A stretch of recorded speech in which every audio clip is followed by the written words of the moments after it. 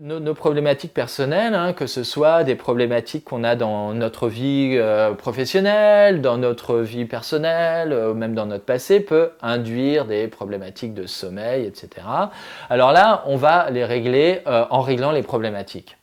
Par contre, une chose qui est très intéressante à faire par hypnose, c'est d'intégrer de nouvelles capacités qu'on n'avait pas ou qu'on n'a pas développées. Par exemple, parce que on n'a pas su développer la façon de dormir, on n'a pas su comprendre comment plonger à l'intérieur de nous-mêmes. Petit, donc on n'a pas vraiment développé ça, etc.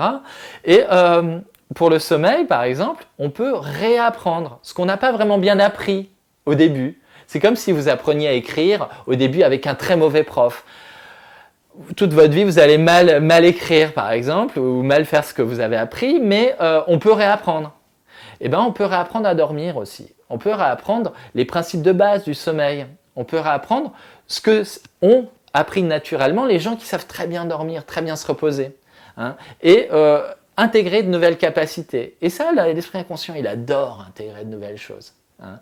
Et donc, on peut réapprendre à dormir.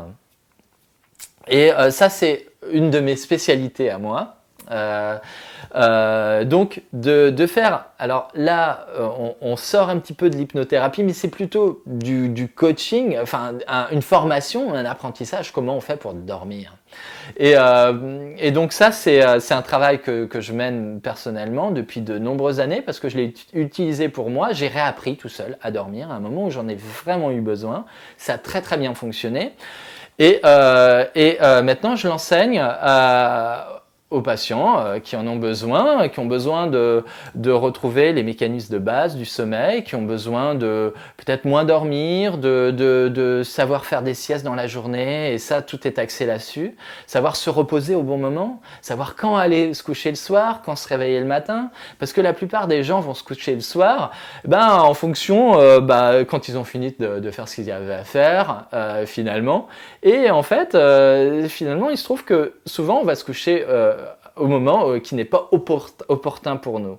Et donc, on démarre notre nuit d'une mauvaise façon. Alors, il y a des heures pour aller se coucher, des heures qui dépendent de notre chronobiologie à nous. Alors, on va rentrer dans des domaines un petit peu scientifiques où on va apprendre des choses sur notre mécanisme interne, sur comment tout ça fonctionne. Et puis, on va apprendre comment se réveiller le matin.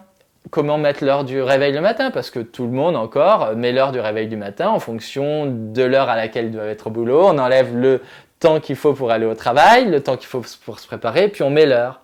Et bien en fait, cette heure, elle peut tomber vraiment au hasard et tomber vraiment à des moments où c'est pas bon pour nous de se réveiller à ce moment-là. Parce qu'on a des cycles. Il faut se réveiller en sortant d'un cycle de sommeil. Voilà. Donc tout ça, on va apprendre tout ça pour savoir quand se reposer dans la journée, comment faire, quand aller se coucher, comment se réveiller et comment s'endormir. Enfin bref, on va réapprendre ce qu'on n'a pas forcément appris à l'école. Voilà. Et ça, on va utiliser aussi beaucoup l'hypnose, hein, mais en tâche de fond. Hein. Ce n'est pas tout à fait une séance d'hypnothérapie.